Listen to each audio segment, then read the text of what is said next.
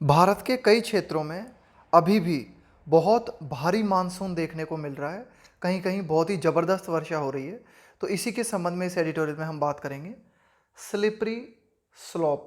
देखो, स्लोप का मतलब होता है ढलान। जैसे कोई पहाड़ी क्षेत्र है तो उसकी जो ढलान होती है ना, उसको हम बोलते हैं slope.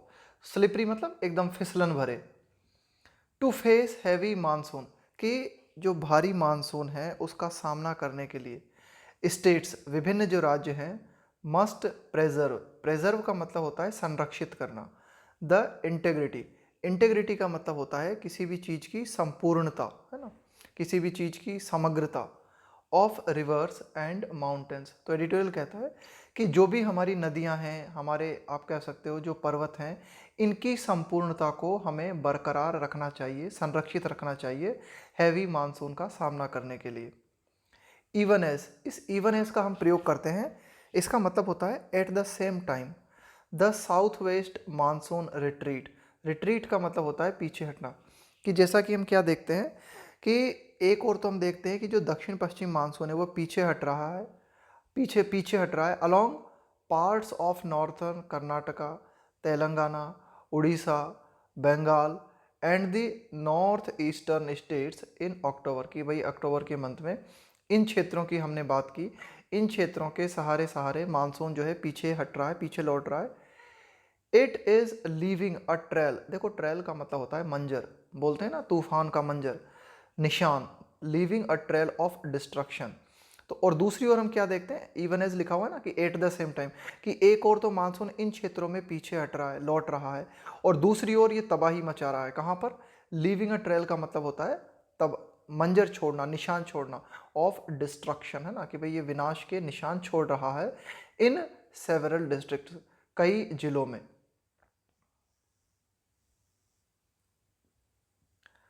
Significant loss of life has occurred in Kerala. कि भाई सिग्निफिकेंट का मतलब है काफ़ी, काफ़ी हद तक। Significant loss of life has occurred in Kerala, कि केरल में काफ़ी, आप कह सकते हो कि काफ़ी ज़्यादा मात्रा में जीवन का नुकसान हुआ है। वाइल, जबकि the heaviest recent downpour, downpour का मतलब होता है मूसलाधार बारिश, has been reported from west Madhya Pradesh. While the heaviest rain recent, मतलब बहुत ही नवीनतम अगर हम कहें तो बहुत ही भारी मूसलाधार बारिश जो है उसकी रिपोर्ट आई है। कहाँ से? मध्य प्रदेश से, उड़ीसा से, ईस्ट राजस्थान से एंड उत्तराखंड। इन क्षेत्रों में अभी हाल ही में बहुत ही ज़बरदस्त बारिश हुई है। विथ एज मच एज, ये एज मच एज जो है ना एम्फेसिस देने के लिए लगाते हैं ना, कि भाई इतनी 31 semi in Sheopur on Monday. ये जो श्योपुर है ना, ये मेरा जिला है ना, अभी कुछ दिनों पहले इसमें बाढ़ भी आई थी, मध्य प्रदेश में है ये। इन श्योपुर ऑन मंडे, तो सोमवार को आप कह सकते हो कि श्योपुर में 31 सेमी बारिश जो है वो रिकॉर्ड की गई। There has been very heavy rain in Kerala and Gangetic West Bengal. There has been very heavy rain, कि भाई बहुत ही भारी वर्षा रही है। कहाँ पर? केरल क्षेत्र में, और पश्चिम बंगाल का जो आप कह सकते हो कि गंगा वाला क्षेत्र है ना, गंगा नदी के आसपास वाला जो क्षेत्र है पश्चिम बंगाल का, वहाँ। The Indian monsoon is an invaluable resource, कि जो भारतीय मानसून है, इनवैल्यूएबल मतलब आप इसकी वैल्यू नहीं आंक सकते, बहुत ही मूल्यवान है ये, बहुत ही मूल्यवान रिसोर्स, बहुत ही मूल्यवान संसाधन है। दैट सस्टेन्स, सस्टेन का मतलब है कायम रखना, बरकरार रखना। Hundreds of millions of people, कि भाई लाखों की संख्या में जो लोग हैं उनको आप कह सकते हो कि भारतीय मानसून बचाए रखता है। But variations in its patterns, है ना, वेरिएशन का मतलब है कई तरह के बदलाव। इन इट्स पैटर्न, कि भाई इसका जो पैटर्न है ना, उसमें कई तरह के जो बदलाव हमें देखने को मिलते हैं, कि कभी मानसून ज़्यादा है, कभी मानसून कम है। एंड इंटेंसिटी का मतलब है तीव्रता। लेकिन ये जो मानसून का पैटर्न है, अनिश्चित होना, और इसकी इंटेंसिटी जो है कभी कम कभी ज़्यादा तीव्रता। पॉज, देखो पॉज का मतलब होता है एक डिफ़िकल्ट समस्या खड़ी करना। तो ये जो वेरिएशंस है मानसून के, है ना, मानसून की जो इंटेंसिटी है, ये हमारे सामने एक डिफ़िकल्ट प्रॉब्लम खड़ी करती है। Pause a rising challenge, rising challenge का मतलब है बढ़ती हुई चुनौती। तो मानसून के पैटर्न में बदलाव, इसकी इंटेंसिटी में बदलाव हमारे सामने एक बढ़ती हुई चुनौती उपस्थित करता है। Kerala, which host a vast stretch of the western ghat. अब देखो केरल के लिए कहा गया है क्या? देखो होस्ट का मतलब क्या होता है? मेजबानी करना। यहाँ होस्ट से मतलब है अ वास्ट, वास्ट का मतलब है बहुत ही विशाल, स्ट्रेच का मतलब है फैलाव, ऑफ द वेस्टर्न घाट, यानी कि केरल जो है इसमें पश्चिमी घाट का जो फैलाव है उसका बहुत बड़ा हिस्सा समाहित है ना, यानी कि केरल के अंतर्गत आता है। पश्चिमी घाट का जो बहुत बड़ा फैलाव है वो केरल के अंतर्गत आता है। Kerala is having to contend with का मतलब होता है सामना करना किसी चीज का, जूझना। तो केरल को जूझना पड़ रहा है किस चीज से? दीज चेंजेस, है ना, ये जो मानसून में परिवर्तन आ रहे हैं इन चेंजेस से केरल को जूझना पड़ रहा है। With almost no respite, respite का मतलब होता है राहत, बिटवीन सीवियर का मतलब है गंभीर, स्पेल का मतलब है अवधि, कि मानसून की ये जो गंभीर अवधियां आ रही हैं लगातार रुक रुक कर, है ना, तो इनमें किसी तरह की कोई राहत केरल को देखने को नहीं मिल रही है। द रिकरंट बर्स्ट, रिकरंट का मतलब है बार बार होने वाला ना, द रिकरंट। और यहाँ पे ये जो शब्द आया ना बर्स्ट, इसका मतलब क्या होता है? अचानक से किसी चीज़ की आप कह सकते हो कि जैसे बरस पड़े अचानक से, ये किसी भी चीज़ के लिए लगा सकते हैं यहाँ पे ना, जैसे कि शांत बैठे थे और अचानक से आप जो है हंसने लगे जोर जोर से, है ना, तो लाफ्टर का बर्स्ट हो गया ना, तो फूट पड़ना अचानक से। तो the recurrent burst show that anomalies, तो ये जो मानसून है लगातार रुक रुक के तीव्रता के साथ बरस पड़ता है, ये क्या दिखाता है? दैट एनोमेलीज का मतलब है विषमताएं, विसंगति। देखो एक तो होती है समानता, एनोमेली का मतलब है एक तरीके की असमानता, विसंगति। इन प्रेसिपिटेशन, प्रेसिपिटेशन से मतलब है यहाँ पे बारिश, है ना, प्रेसिपिटेशन से मतलब है यहाँ पे बारिश।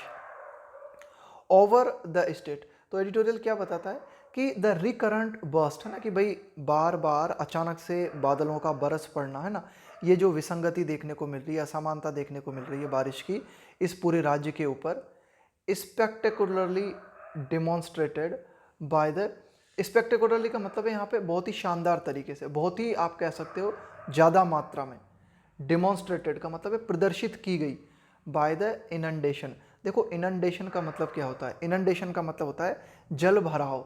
इनंडेशन का मतलब होता है किसी क्षेत्र में बहुत ज़्यादा मात्रा में पानी का भर जाना, बाढ़ जैसी स्थिति बन जाना, उसको बोलते हैं इनंडेशन। ऑफ एडेलिक टाउन इन 2018, देखो यहाँ पे एडेलिक टाउन से मतलब है कि मतलब केरल राज्य में कई ऐसे आप कह सकते हो छोटे छोटे शहर हैं जो कि बड़े ही शांत थे, है ना, लेकिन वहाँ पर हमें क्या देखने को मिला 2018 में, इनमें भारी मात्रा में जल भराव देखने को मिला। And by mudslides, mudslide भी यही होता है एक तरीके से, जो आपका पर्वतीय क्षेत्र है थोड़े बहुत, है ना, तो जो कीचड़ वगैरह है वो खिसक जाए, है ना, उसको बोलेंगे हम मड स्लाइड, है ना, कि भाई जैसे कीचड़ के साथ में अन्य आप कह सकते हो जमीन थोड़ी बहुत जो है वो भी खिसक जाए ना, तो ये सब जो है मड स्लाइड कहलाएगा, है ना। That killed many a year later, तो यही एडिटोरियल कहना चाह रहा है कि 2018 में तो जल भराव की स्थिति देखने को मिली हमें केरल के कई टाउन्स में, और इसके बाद में मड स्लाइड्स की घटनाएं देखने को मिली हमें, ना, खास करके जो पर्वतीय क्षेत्र हैं वहाँ पर आप कह सकते हो कि मड जो एक तरीके से कीचड़ वगैरह है या फिर अन्य आप कह सकते हो जो मटेरियल है ना, उसकी फिसलन हमें देखने को मिली। That killed many a year later, तो इसने भी, ये जो मड स्लाइड थी इसने भी कई लोगों को मारा एक साल बाद, है ना, 2018 में तो ये जल भराव की स्थिति हुई और उसके बाद में 2019 में ये देखने को मिला। तो एडिटोरियल यही कहना चाह रहा है कि ये जो केरल राज्य है require a comprehensive adaptation plan. Comprehensive का मतलब होता है बहुत ही ज़्यादा विस्तृत, अडेप्टेशन का मतलब होता है, अडेप्टेशन प्लान का मतलब है अनुकूलित प्लान, अनुकूलित योजना, कि केरल को उसके अनुकूल एक प्लान की जरूरत है और वो प्लान बहुत ही विस्तृत होना चाहिए।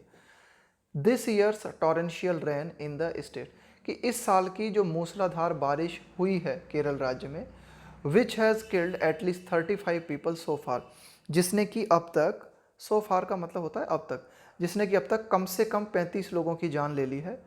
इज कॉजिंग अलार्म, अलार्म का मतलब है चिंता की बात होना, चिंता, कॉजिंग का मतलब है कारण होना, is causing alarm as large reservoirs. तो एडिटोरियल यही कहना चाह रहा है कि ये जो लगातार मूसलाधार बारिश केरल में हुई है या हो रही है, यह चिंता का कारण बन रही है। क्यों?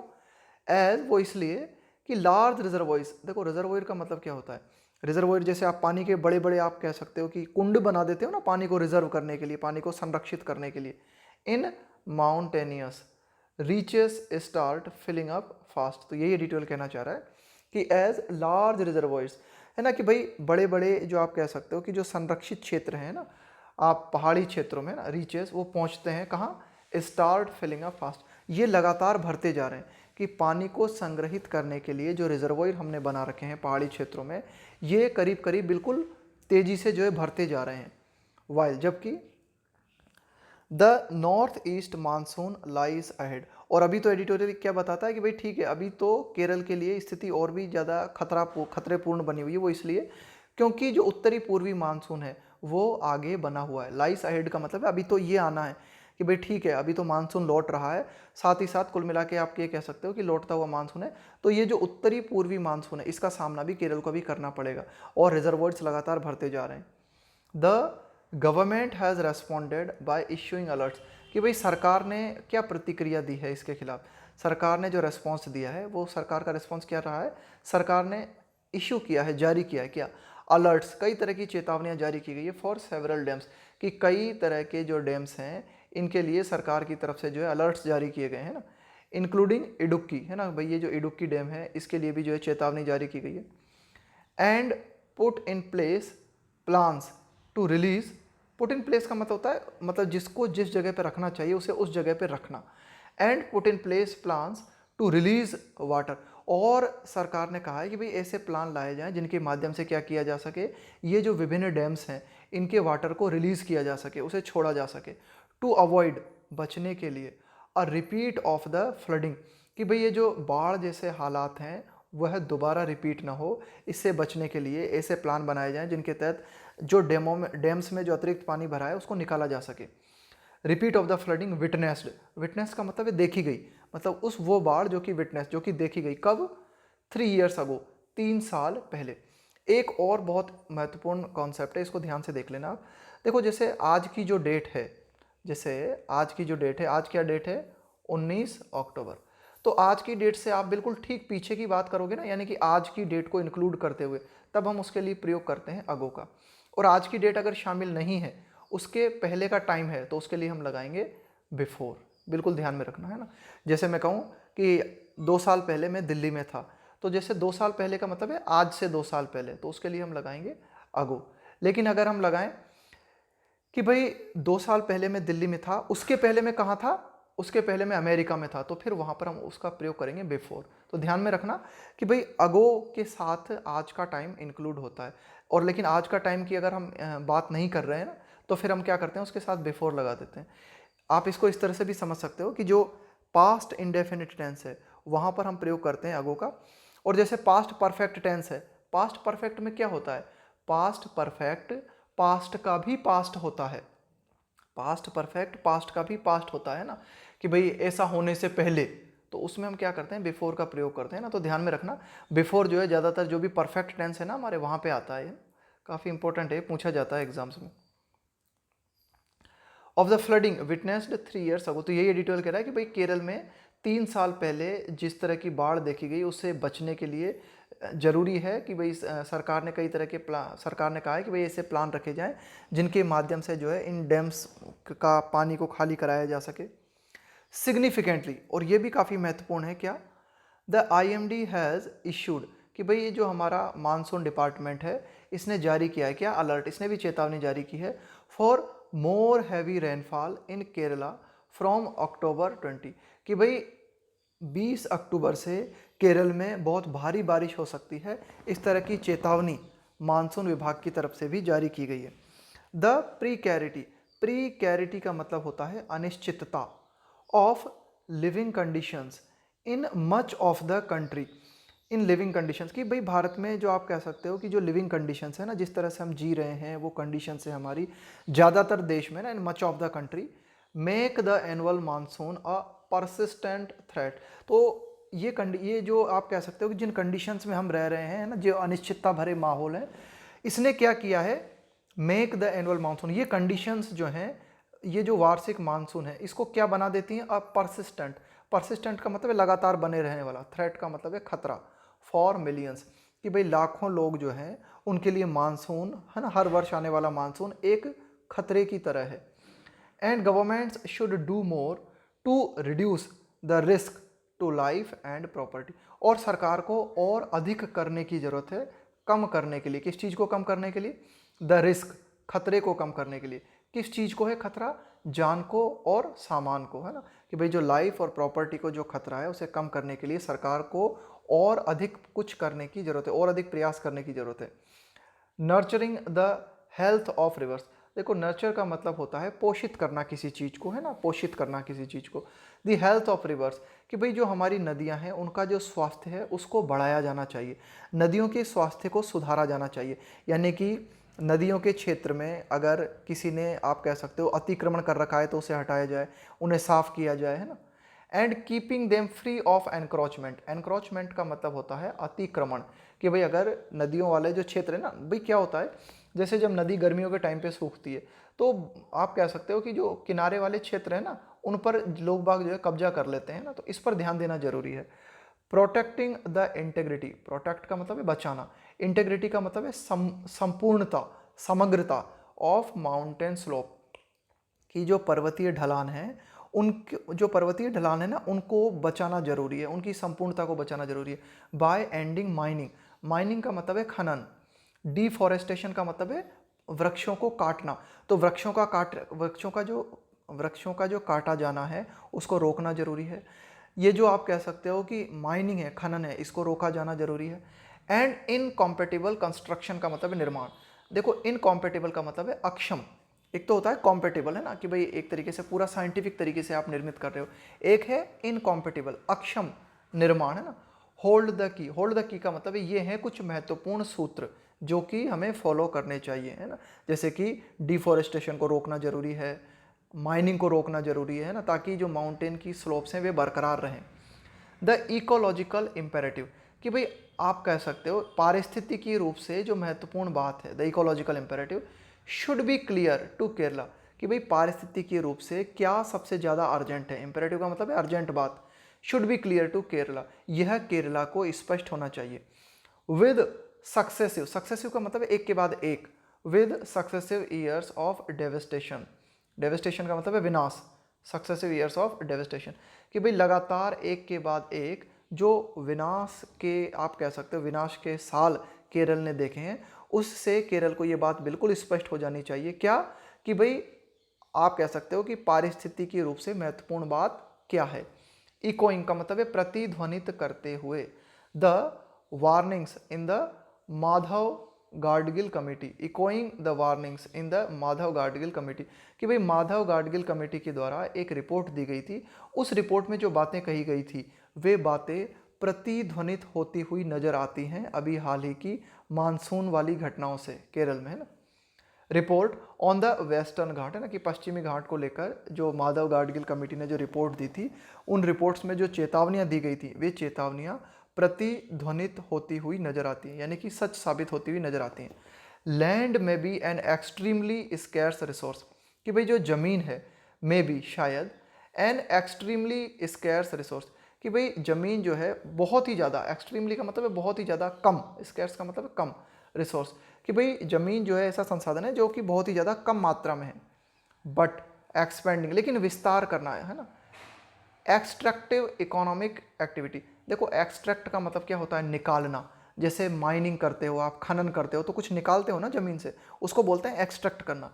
तो एक्सट्रैक्टिव इकोनॉमिक एक्टिविटीज, तो हमारी जो आर्थिक गतिविधियां हैं जिनमें हम जमीन से कुछ एक्सट्रैक्ट करते हैं, अगर हम इनको बढ़ाते हैं, अगर हम इनको एक्सपेंड करते हैं, इनको फैलाते हैं टू माउंटेन फॉरेस्ट। देखो यहाँ पे माउंटेन से मतलब है पर्वतीय क्षेत्र, है ना, कि भाई पर्वतीय क्षेत्र, या आप कह सकते हो माउंटेन फॉरेस्ट, है ना, कि भाई जो पर्वतीय जंगल हैं, इन क्षेत्रों में अगर एक्सट्रैक्टिव इकोनॉमिक एक्टिविटीज़ को एक्सपेंड किया जाता है तो उसके माध्यम से क्या होगा, इज सर्टेन, निश्चित रूप से क्या होगा, टू कॉज इनकैलकुलेबल लॉस, कि हमें टू कॉज, ये कारण बनेगा, अगर आप ऐसा करते हो, नहीं रुकते हो, तो इसके माध्यम से जो नुकसान हो सकता है आपको वो इनकैलकुलेबल हो सकता है, यानी कि आप जिसको कैलकुलेट भी नहीं कर सकते, जिसकी गणना भी नहीं कर सकते।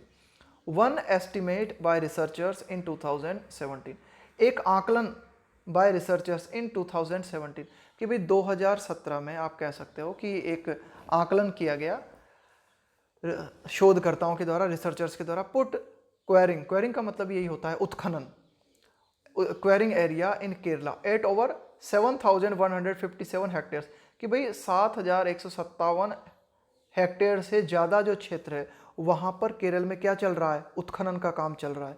Much of it in central district, और ये ज़्यादातर जो उत्खनन का काम चल रहा है, क्वेरिंग जो चल रही है, वो ज़्यादातर आप कह सकते हो कि मध्य जो जिले हैं केरल के उनमें हो रहा है।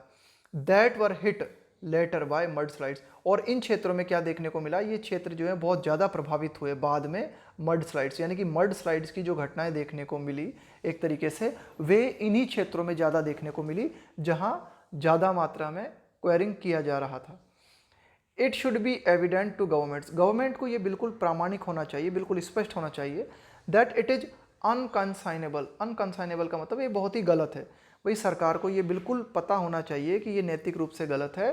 To allow the pursuit, pursuit का मतलब है आप किसी काम को करते हो ना, आप किसी काम को फॉलो करते हो।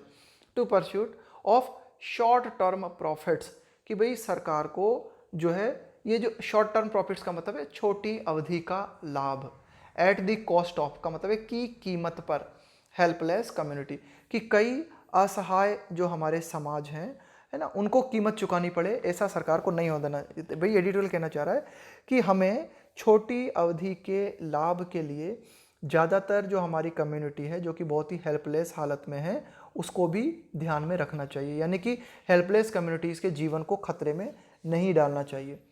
अ more benign development policy, benign का मतलब और ज़्यादा उदार development policy should treat nature as an asset का मतलब है संपदा, कि भाई हमें जो विकास की जो पॉलिसी बनानी चाहिए वो ऐसी बनानी चाहिए, उसमें हमें क्या करना चाहिए कि जो नेचर है, जो प्रकृति है, उसे एक संपदा के रूप में हमें ट्रीट करना चाहिए ना, संपदा के रूप में। एंड नॉट एन इम्पेडिमेंट का मतलब होता है बाधा, यानी कि प्रकृति को बाधा न मानकर एक संपदा हमें समझना चाहिए। Accurately mapped hazard zones should inform, accurately mapped कि भाई सटीक तरह से मैप बनाए जाएं, सटीक तरह से नक्शे तैयार किए जाएं, किस चीज़ के, हजार्ड जोन, हजार्ड का मतलब है खतरे से भरे हुए, कि भाई ऐसे क्षेत्र जो कि बहुत ही ज़्यादा आप कह सकते हो जहाँ पर बहुत ही ज़्यादा खतरा है उनको मैप किया जाना चाहिए, है ना।